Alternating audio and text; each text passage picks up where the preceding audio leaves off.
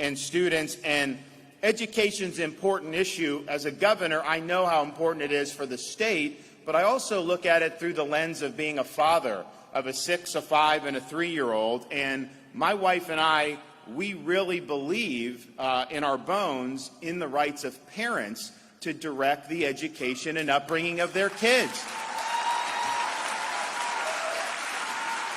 We were one of the first states in the country to sign into law a Parental Bill of Rights.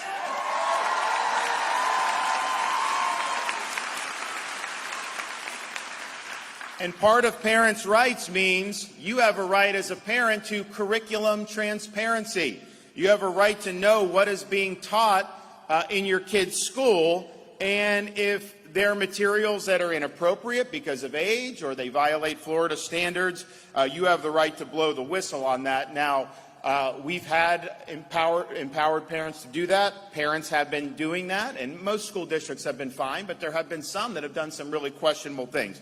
So the parents will blow the whistle if they see something like pornographic books in the middle school library. Of course that is not appropriate, and so they will do that, and that book should not be there.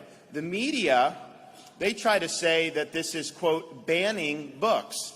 But what you have in a school, you have to make judgments about what's appropriate or not. Doesn't mean you as adults can't buy these books. Some of them I don't know why you'd buy, but they're available in Florida. You go ahead and knock yourself out if you want to do that.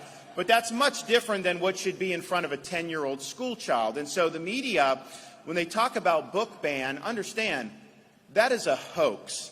They are creating a false narrative. We actually did a press conference that we titled Exposing the Book Ban Hoax. And before I had any of the parents talk, before I even talked, we played a short video that just showed what it was the parents were objecting to. Had some graphic images, had some very graphic language, and the news stations who were covering that press conference had to cut their feed because they said it was too graphic.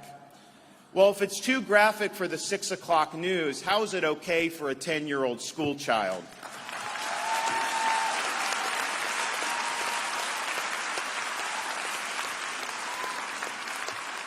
And the latest thing they're trying to do is down in Miami-Dade, you have legacy media outlets creating this poem hoax.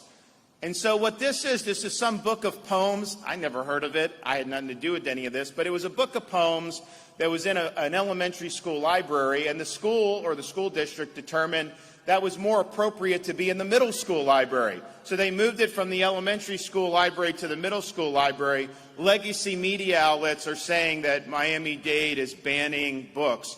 Literally just moving it from one part of the school to the next is now considered a book ban.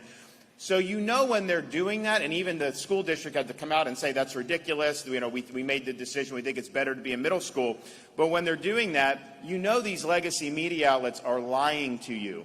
They are trying to create a political narrative that is totally divorced from the facts. And if they're going to do something like this ridiculous poem hoax and actually put that out there and think that you're going to believe it, honestly, that just shows you they're insulting your intelligence.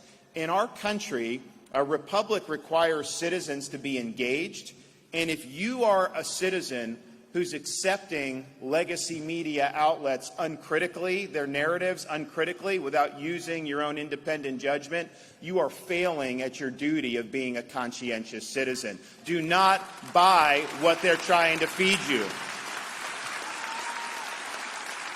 But I think to myself, why would it even be an issue that we would even be talking about having something in front of an 11-year-old where you have very explicit pornographic images in school? That would have never happened when I was growing up or any of you were growing up. And so you have it, and then we want parents to be armed with the ability to make sure their kids in a safe environment, and yet you have narrative and you have the left trying to jam this in. Make no mistake, they don't want the parents involved in education.